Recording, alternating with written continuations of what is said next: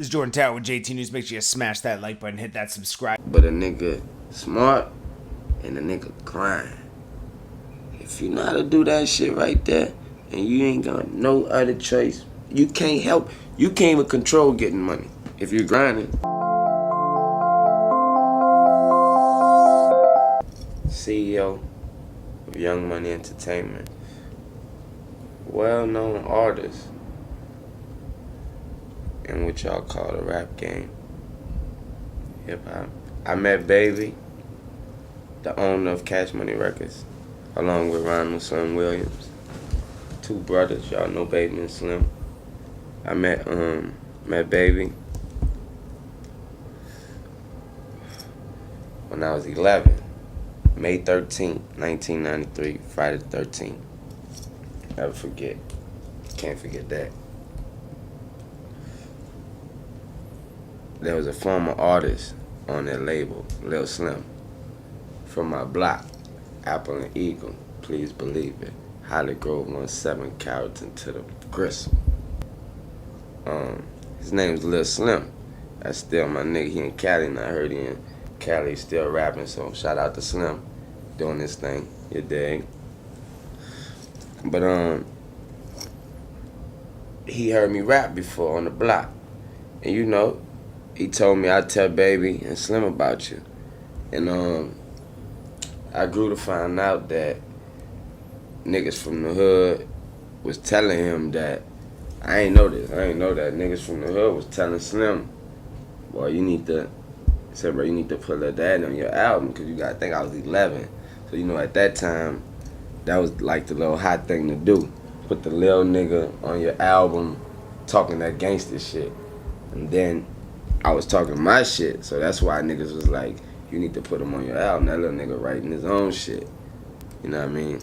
So I spit for Baby. I met him, like I said, May 13th, whatever. It was at a record store. Lil Slim was there, the artist, the dude.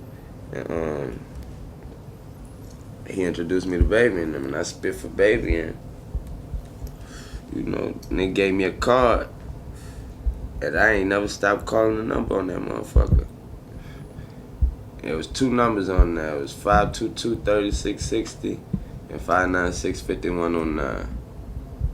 The 3660 was the office number. The 5109 was Baby's beeper number. You knew niggas would be in that office from at least 8, 9 that morning to about 8, 9 that night. And after that, you got to beep them. That's how it went for Baby and Slim. And I kept beeping them niggas. Kept calling the office until they said, come up to the office.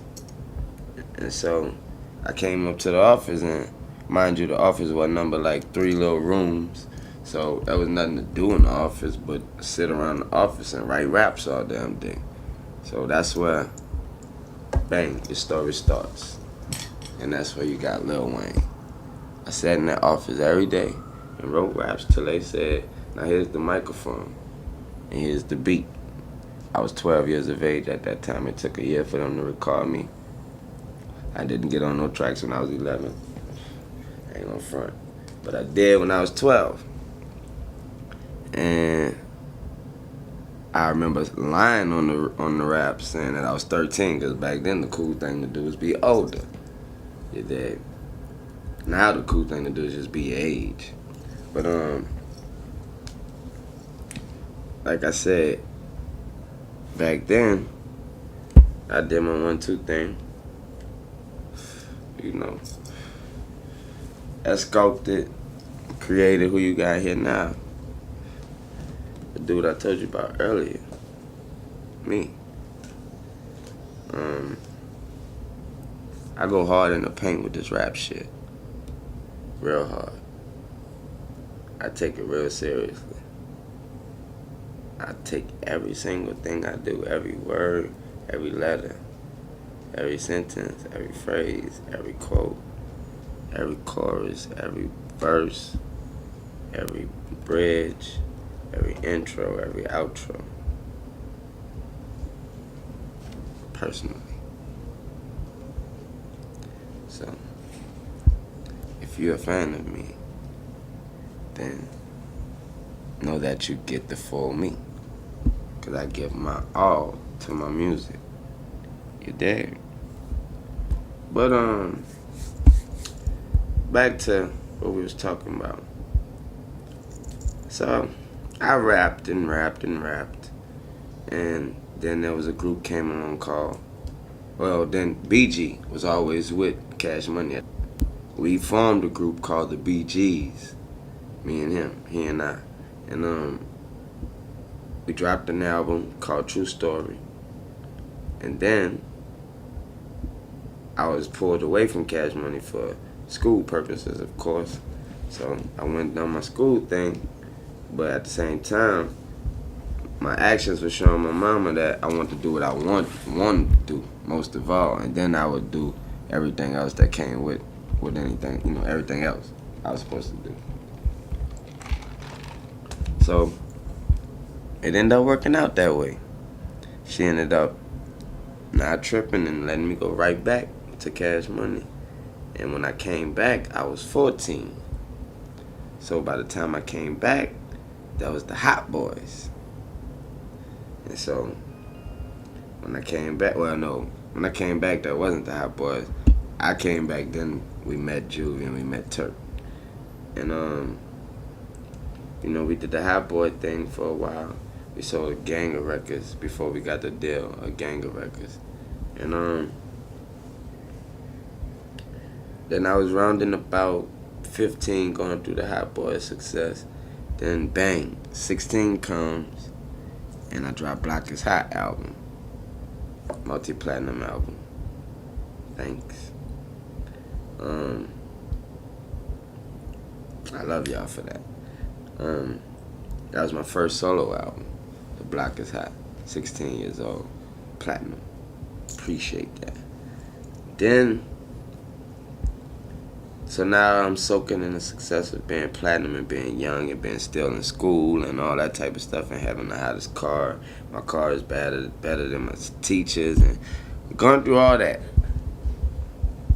So then, 15 comes around and now it's time for, what you call it, lights off? Lights out. Lights out. Like one of them. Did that. Gold. Then Platinum, sorry. Platinum. Thank you. Then after Lights Out, we come with I was 17. And 17 round to 18, and then that's when everything kind of fell apart for Cash Money, when people was leaving out and stuff like that, but it wasn't at the end of all that. Cause remember they left and then they came back and dropped the album and all that. So right during all that, I dropped the 500 Degrees, third solo album. Okay? So then you get the 500 Degrees album. That was like a real angry album. That was like, trying to put a lot of stuff on my back at that time and take it on. And that album went gold. Right. That album went gold. That was my third solo album. Then you get 19. And here comes all this Carter shit. I dropped the Carter. One. It's my fourth solo album. Platinum. What? Platinum. That's where you got Go DJ and all that. Then there go all the talks about maybe he's alright. Maybe he's alright.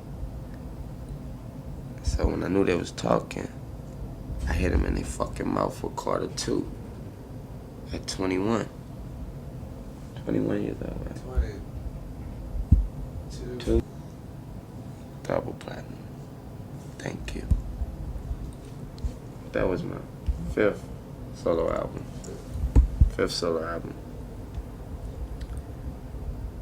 And here we are, history. I'm the president of that company now. It's called Cash Money Records. And in part to that, I've been blessed with Young Money Entertainment. which is another canal or avenue for me to creatively shed a light on other artists and other talent, you know, and of course Cash Money is another stage and another stage where new talent can, you know, be found. But the reality of my day is, you know, waking up, seeing the sun, getting money till I die. And I really don't see nothing else. And nothing else have ever been important to me since way back when. And because of that, because of my hustle, because of my grind, I'm successful. I'm wealthy. And I'm confident. And I ain't had the best deals, Daddy. You dig? But a nigga smart and a nigga grind. If you know how to do that shit right there, and you ain't got no other choice, you can't even control getting money. If you're grinding, you can say, I don't want to get money, you can grind. Watch how much money you get. Whenever you do any kind of grinding, you get paid. Period. That's what. What do you feel your secret to success was, like? Or what do you feel helped you? Faith, determination, and preparation, practice. Just like a basketball player or athlete, God treated mine. I ain't look up on it. I was talented, but I also went with the talent I practiced. I was humble, like I still am. I was diligent. I was persistent. You know what I'm saying? I'm a workhorse. I deserve everything that come to me, bad and good. That's why it came to me. I believe in that. And I believe I can handle anything that he put in front of me. I met Baby when I was 11, May 13, 1993, Friday the 13th. Never forget. I spit for Baby and, you know, they gave me a card and I ain't never stopped calling the number on that motherfucker. It was 2 numbers on there. It was 522-3660 and 596-5109. The 3660 was the office number. The 5109 was Baby's beeper number. You knew niggas would be in that office from at least 8, 9 that morning to about 8, 9 that night. And after that, you got a beeper. That's how it went for Baby and Slim. You have to want it. You have to be consistent. You have to get up every morning and be persistent and diligent with it and believe in yourself. Have faith in yourself. You have to be consistent at anything you do and practice at it. You might have a God-given talent, but you still have to fine-tune your skills. Be consistent with that daily, day in and day out, until what you're doing is like breathing. It's a natural reflex. Success didn't just fall in Gucci Mane's lap. It just didn't fall in Lil Wayne's lap. Lil Wayne had to beep that number, harass Baby, harass Slim, day in and day out, until they would take his call and give him a chance and let him rap for them. And then eventually, they gave him a shot and gave him an album, and then gave him another album, until he was holding the whole company up. He kept Cash Money going.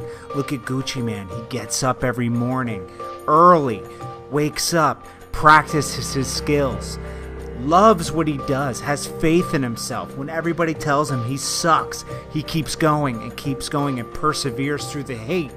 And then he makes it to where he is now. It takes consistency. Even when I didn't have it or don't got it, I go get it. Never been lazy, never been like that. I always been up early, never slept. Still to this day, I wake up 8, 9 o'clock ready to go to work. Cause that's just how I am. Even if there ain't no work to do, I'll make something to be done. Cause you just can't be lazy. Never been on that. I did this myself. Even when you don't feel like working, even when you don't feel like practicing, you force yourself because you don't want to sit yourself in reverse. You want to take steps forward, not steps backward. So you get up and you work and you don't be lazy. You have to outwork the other person. There's another person across the country, across the world, that wants your spot. They're gonna outwork you, and you cannot let them. I go hard in the paint with this rap shit. Real hard. I take it real seriously. I take every single thing I do, every word, every letter, every sentence, every phrase, every quote, every chorus, every verse, every bridge, every intro, every outro. Personal. Bouncing around. You feel me? It's all over my body. So ISIS, Sign Yourself, The Flair, CEO. You can read everything about me is about that music. I'm an artist. I love doing music. I'm passionate about it. Because my life that I do outside of music is so much of like a story and a testimony. Everybody need to hear it. Because ain't nobody living the life I live. I ain't even bragging on it, you know what I'm saying? It's just a true statement. Because I just hit the booth and just express myself. They jumping on it because they know it's credible. You have to live and you have to breathe what you do. And you have to be honest with yourself and be honest with your customers. Because if you're not honest with them, they'll see right through you, and then you won't be authentic anymore. And they won't want you. They won't want what you're offering. So be who you are and live it. But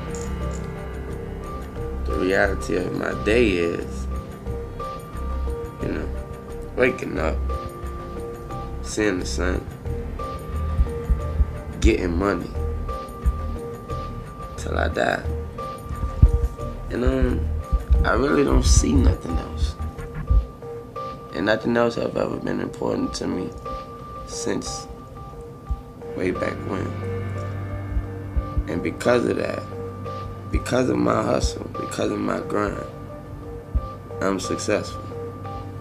I'm wealthy, and I'm confident.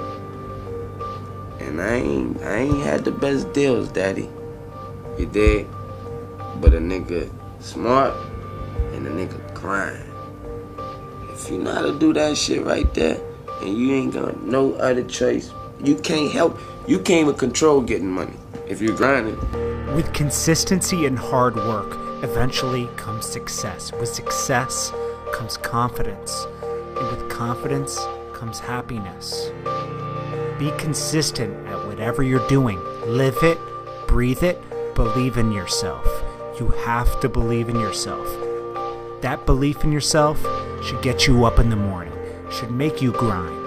You know you're going to be successful if you stay consistent. No lazy days, no days off. It's not always going to be easy. You're going to have to make sacrifices. But with those sacrifices will come a lot more happiness and a lot more freedom. You might not be watching the games on Sunday nights. You might not be able to go to certain dinners with your friends. You might have to stay home, work on your passion, work on what you believe in. But it will all pay off if you stay consistent with it. What do you foresee for the future? Can't tell the future, but what I hope to see is a successful rap career, successful movie career, direct the movie, direct my own videos. My publishing company doing good. So Icy Boy is doing good. My brother staying out of trouble, just being, you know what I mean? Sure. Family eating good, my mama living, my little brother living good, growing up. You know what I'm saying? Nothing but the family, dog.